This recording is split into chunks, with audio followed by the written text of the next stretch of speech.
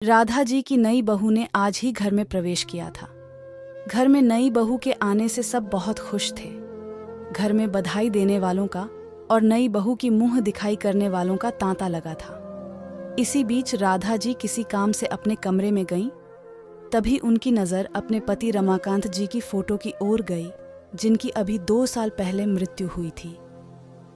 राधा जी जिस काम से आई थीं,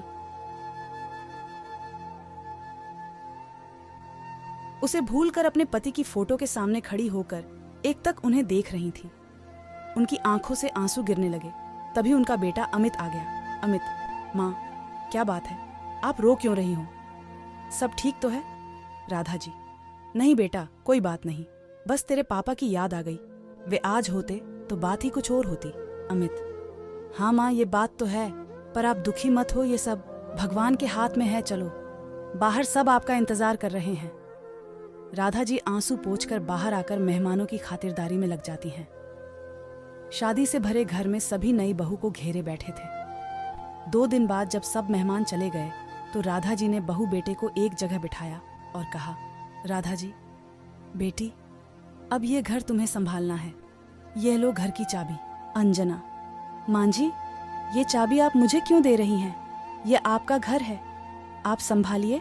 अमित, तुमने मां जी को बताया नहीं कि शादी के बाद हम अपने नए फ्लैट में रहेंगे? राधा जी, अमित बहू, ये क्या कह रही है? मैंने इतने अरमानों से तुम्हारी शादी की थी और तुम दोनों पहले ही मुझे छोड़कर जाने का प्लान बनाकर बैठे हो। यह कहकर राधा जी रोने लगी। अमित, माँ, ऐसी कोई बात नहीं है। तुम जो जानती हो, अंजना नए ख्यालों की लड़की है, इसलिए हम अलग रहना चाहते हैं।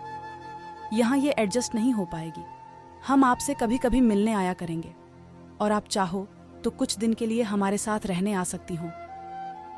यह सुनकर राधा जी को बहुत झटका लगा। उनके पति का स्वर्गवास हो चुका था। इकलौता बेटा अमित भी उन्हें छोड़कर जा रहा था। अब वे अकेले किसके सहारे रहेंगी? यही सोचकर वे रोते हुए अपने कमरे में चली गईं। 2 दिन बाद अमित और अंजना अपने नए घर में चले गए। जाते समय अमित ने माँ से कहा, माँ, मैं आपसे मिलने आता रहूंगा और पैसे भी भिजवाता रहूंगा, आप चिंता मत करो। राधा जी, उसकी तुम चिंता मत करो। तेरे पापा इतना कुछ छोड़कर गए हैं कि मैं जीवन भर सुख से रह सकती हूँ। तू जाकर अपनी गृहस्थी जमा, मेरी चिंता छोड़ दे। बेटा, अमित और अंजना दोनों चले गए। उनके जाने के बाद राधा जी फूट फूट कर रोईं। लेकिन अब कौन था जो उनको चुप कराता? इसीलिए वे रोते रोते सो गईं। जब उठी तो छत पर जाकर बैठ गईं। इसी तरह कुछ दिन बीत गए। अमित ने अपने नए घर जाकर एक बार भी माँ से बात नहीं की। अमित के इस व्यवहार से राधा जी टूट सी गई थीं। एक दिन राधा जी की बचपन की सहेली उनसे मिलने आई। शालिनी, अरे राधा, कैसी हूँ? अमित की शादी पर तो मैं आ न सकी। सोचा आज जाकर बहू की मुंह दिखाई कर आती हूँ। बहू कहाँ है? राधा जी, शालिनी, वे दोनों ये घर छोड़कर चले गए। बहू मेरे साथ नहीं रहना चाहती है। यह सुनकर शालिनी को बहुत गुस्सा आया।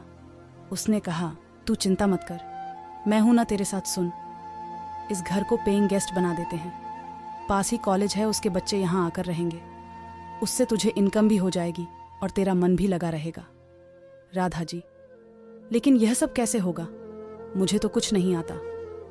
शालिनी, मैं काफी दिनों से यही काम कर रही हूँ, तू चिंता मत कर, मैं सब इंतजाम कर दूंगी। कुछ ही दिन में शालिनी ने सारा इंतजाम कर दिया। कॉलेज के बच्चे पेइंग गेस्ट की तरह वहां रहने लगे। राधा जी उनसे बातें करती रहती थीं, उनका अपने बच्चों की तरह ख्याल रखती। इस सब में समय कब निकल जाता था पता ही नहीं चलता था। राधा जी इस सब से इतनी खुश रहने लगी कि उन्हें अब अमित और अंजना की याद भी नहीं आती थी। बच्चे भी उन्हें बहुत मानते थे। इस तरह उनका अकेलापन भी दूर हो गया और उन्हें किसी पर बोझ भी नहीं बनना पड़ा।